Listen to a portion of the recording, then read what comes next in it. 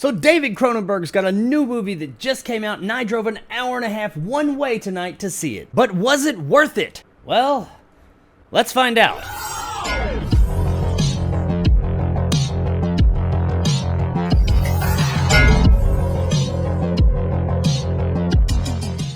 Crimes of the Future is brought to us by director David Cronenberg and stars Viggo Mortensen, Lea Seydoux, and Kristen Stewart. Humans adapt to a synthetic environment with new transformations and mutations, with his partner Caprice, Saul Tenzer. Celebrity performance artist publicly showcases the metamorphosis of his organs in avant-garde performances. So Crimes of the Future is David Cronenberg's new movie and the first full-length movie he has made since 2014. It is also a somewhat return to his roots of body horror. While he is best known for body horror films, that's not all he's ever made. In fact, prior to this film, all the films he had made for quite a while were not part of that genre. But I guess since son Brandon Cronenberg released the absolutely phenomenal Possessor a couple of years ago, Daddy Cronenberg had to come back and say, boy, let me show you how it's done. Now, I'm a big David Cronenberg fan, and I have been for a long time. I don't necessarily love every single movie he's ever made, especially some of his later stuff, but overall, I do enjoy the vast majority of his films. And the man is a fucking legend in the horror film community. So hearing that he had a new movie coming out and he would be going back to those body horror roots, I was really excited. So excited, like I said at the beginning of this video, I drove a fucking hour and a half, more like an hour and 45 minutes actually, one way to see this shit. But unfortunately, after all was said and done, I came out of the theater pretty disappointed. Now, there are aspects of this movie that are very David Cronenberg. The body horror aspects of the film are absolutely there. The pretty odd setting and the just overall really weird Cronenbergian feel to it all. The world that they built here is interesting, I'll say that. I can't really say if it's good or not, honestly, but I can say that the world surrounding this story is interesting. Without spoiling anything, in the future, we as humans have evolved to where we don't really feel that much pain, and illness is all but extinct. So since there's no pain and there's no illness, and this is a David Cronenberg world, of course, people start cutting themselves. Body modification to extreme levels has become a thing. Human beings apparently are changing. We are evolving at an odd rate. Our main character, Soul, played by Viggo Mortensen, is a performance artist. He and his assistant, played by Lea Seydoux, put on these really artistic performance art shows where she removes organs from him. Now, not just any organs. He's kind of special. I guess something that goes along with this whole evolution thing is that his body starts producing all new organs. Organs that no one knows what they do, but they have no purpose as far as we know. So she removes those and they put it on display for people, and in the future, apparently that's a thing. People like watching that. Now, that's kind of the basis of the story. That's where it starts. There are some things that happen with some characters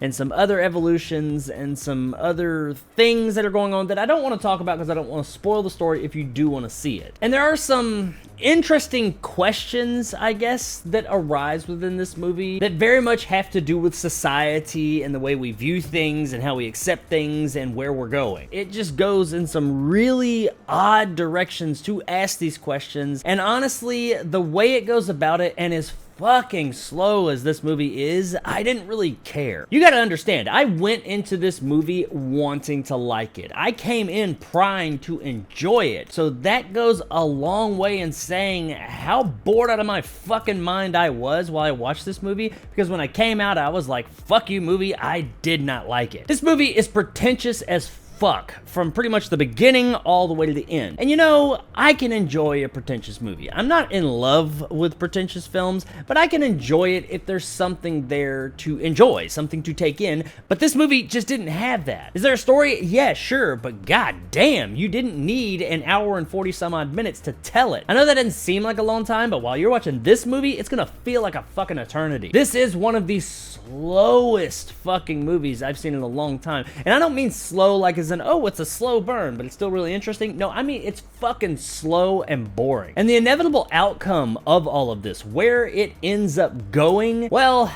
that's definitely going to be an acquired taste. It is not going to be for everybody. It's not going to be for most people, and I can admit it wasn't for me. And yeah, I did get it. I understood it. I knew what the movie was trying to say. I understood what was going on, but it doesn't change the fact that I didn't fucking like it. I don't want to talk about this movie beyond this review, of course, because I just didn't like the movie. This does seem like the type of movie that is going to warrant multiple viewings. You probably will get more from it when you watch it multiple times, but I just have absolutely no fucking interest in watching it multiple times. The story thinks that it is a lot more intelligent than it really is. It's not nearly as deep as it tries to make it. They do certain things in this movie and just are obscure for obscurity's sake. I don't mind movies being out there and obscure if they've got something to say that's of note. I mean, look at all of David Cronenberg's other movies. He's got plenty of out there movies and I love them, but this one, it just didn't hit. The story has Viggo Mortensen walking around like a sick Obi-Wan Kenobi half the fucking time, bouncing around from all these different characters saying, I guess, some different things and trying to give some type of commentary on society and all these other things, but Jesus Christ, it is so slow and so boring that you just don't care. And yeah, I know I've already said that more than once in this review already, but I really gotta stress how fucking slow this movie and how many fucks I did not give about what was going on by the halfway mark. No, I really didn't enjoy this movie. I gotta say, it's not all bad. There are some things here that I did enjoy, some aspects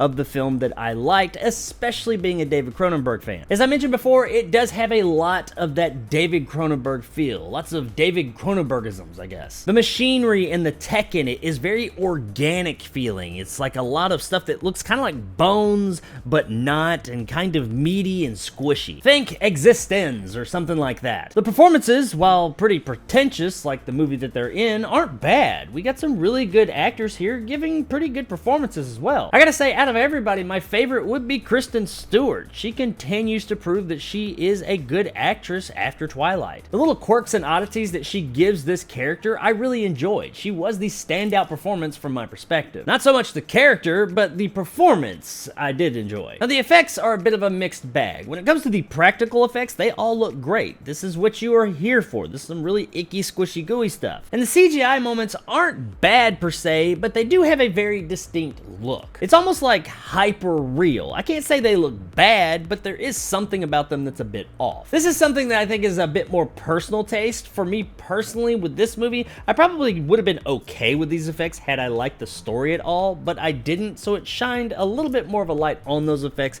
and made me dislike them all that more. Like I said, I can't say they're like bad, but they do stand out for some reason or another, and I do think that that was intentional. Another positive of the movie would be its score. It's not like mind-blowing, but it did stand out. I did enjoy the music of the film. It didn't always necessarily fit, I will say that, but I don't really hold that against the score itself. It's more the movie as a whole. But overall, a really enjoyable standout score. Guys, there's not a lot more I can say about Crimes of the Future without ruining something, and that's not what I'm here to do. I'm here to recommend to you whether you should or should not go see this movie, and whether you should or should not drive an hour and a half to 45 minutes to see it. No, on that front. The movie looks good. It has an interesting world. It has some interesting things going on in it. It sounds great. The performances are all solid, and it is very much a David Cronenberg movie. However, it is pretentious with a capital P. The ending is going to leave most people wondering why the hell they just wasted their time with this thing. And the biggest offense of all, this movie is slow as hell to the point of boredom. I wanted to love this movie, but I just didn't. And while it does have a few things going for it, at best, check this one out on USA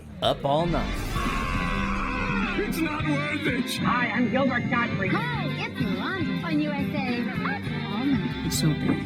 It's just not worth it. Now, I hate to give that rating to any David Cronenberg movie, but you know, it is what it is. David, maybe it's time to just hang it up and hand the reins over to Brandon, because he fucking knocked it out of the park with Possessor a couple years ago. So if you want your Cronenberg fix, I suggest going over to Baby Cronenberg instead of Pappy Cronenberg, because his time may have passed at this point. So there it is, guys, my review of Crimes of the Future. If you enjoyed and want more content like this, hit that subscribe button and help my little channel grow. If you want to help out the channel, check out my Patreon in the description below. Become a jarhead and get some of the awesome benefits to go along with that, like these guys, and possibly join my top tier and become a bad motherfucker like my man Dragon Khan, Marge G, and Silverlock. If you liked what I had to say, give me a like. If not, let me know in the comments below why. And as always, stay sexy, Cosmopolis. Will guide us into the heart of darkness.